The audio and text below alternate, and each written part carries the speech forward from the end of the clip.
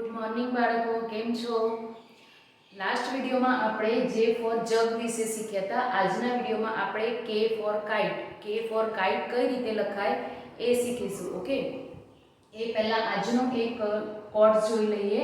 શું લખ્યું છે? ડ્રીમ બિગ, ડેર ટુ ફેલ. સપના હંમેશા ઊંચા જુઓ અને અસફળ થવાનો સાહસ કરો. બરાબર છે? સાહસ તો કર્યા વગર સફળતા મળવાની નથી, તો એના માટે સાહસ કરો. હવે આપણે જોઈશું કે ફોર કાઇટ કઈ રીતે લખાય. ઓકે, તો કે માટે સૌથી પહેલા આવશે સ્ટેન્ડિંગ લાઈન. કેપિટલ કે જોઈએ છે. ઓકે, સૌથી પહેલા કેપિટલ કે માટે સ્ટેન્ડિંગ લાઈન, પછી આવશે સ્લેન્ટ લાઈન. ક્યાં સુધી સ્લેન્ટ લાઈન આવશે? સ્ટેન્ડિંગ લાઈન જે દોરી છે એના મિડલ પોઈન્ટ સુધી સ્લેન્ટ લાઈન આવશે, પછી બીજી ત્યાંથી સ્લેન્ટ લાઈન. આ બંને પોઈન્ટ સરખા હોવા જોઈએ, સેમ. ઓકે, આપણે આના સ્ટેપ જોઈશું કઈ રીતે લખાય છે. ફર્સ્ટ સ્ટેપ આવશે સ્ટેન્ડિંગ લાઈન, બીજો સ્ટેપ આવશે સ્લેન્ટ લાઈન, ઉપરથી હાફ સુધી, વચ્ચેથી પછી હાફ સુધી, નીચે સુધી આવશે થર્ડ સ્ટેપ. ઓકે, આની અંદર કેપિટલ કે અને સ્મોલ કે બંને દેખાવમાં સરખા છે, પણ વચ્ચે જે આની સ્લેન્ટ લાઈન આવે છે એ મિડલ પોઈન્ટમાં આવશે, સ્ટેન્ડિંગ લાઈનના મિડલ પોઈન્ટમાં આવશે. હવે આપણે જોઈશું સ્મોલ કે કઈ રીતે લખાય. એમાં પણ સ્ટેન્ડિંગ લાઈન,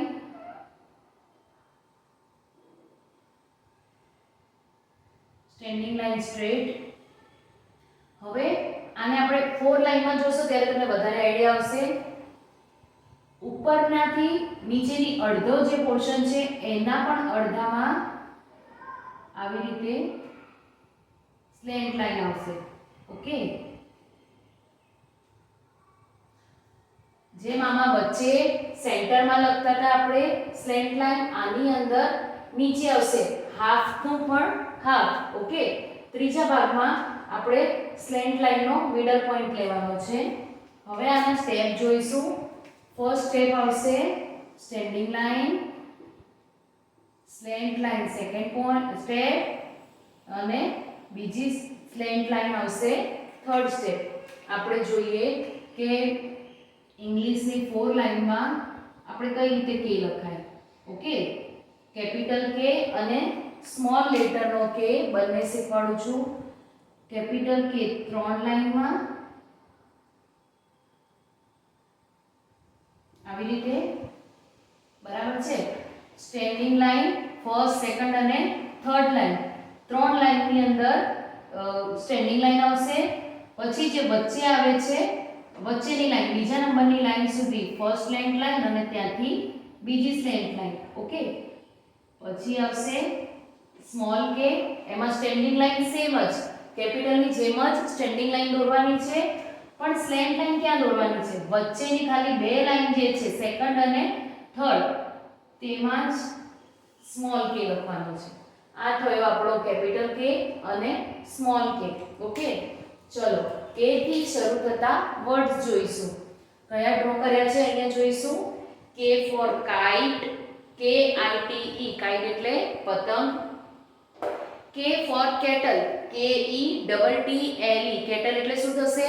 કીટલી, ચા ભરવાની કીટલી જે આવે છે ને એ. કે ફોર કી, KEY, કી એટલે ચાવી. નવા વર્ડ્સ આપણે જોઈશું. સૌથી પહેલા તો કેટલ નું સ્પેલિંગ લખીને બતાવું. KETTLE,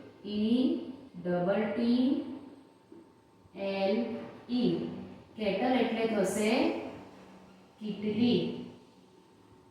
ઓકે, બીજું છે કે ફોર કિંગ. કિંગ એટલે શું થાય? રાજા, KING, કિંગ એટલે રાજા. ઓકે, પછી જોઈશું આપણે કે ફોર નાઇફ, KNIFE.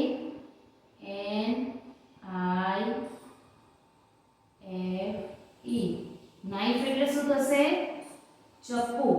હવે નાઇફ નો જે સ્પેલિંગ છે એમાં બોલાય છે નાઇફ, ન, એનું પ્રોનાઉન્સિએશન ન થી સ્ટાર્ટ થાય છે પણ લખાય છે સ્પેલિંગ કે થી, KNIFE, નાઇફ. નાઇફ એટલે હશે ચપ્પુ. Okay,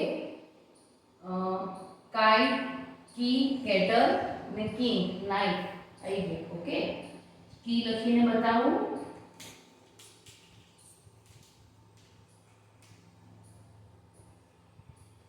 A for key, KEY, કી એટલે ચાવી. ઓકે, આ થયા આપણા કે થી શરૂ થતા વર્ડ્સ.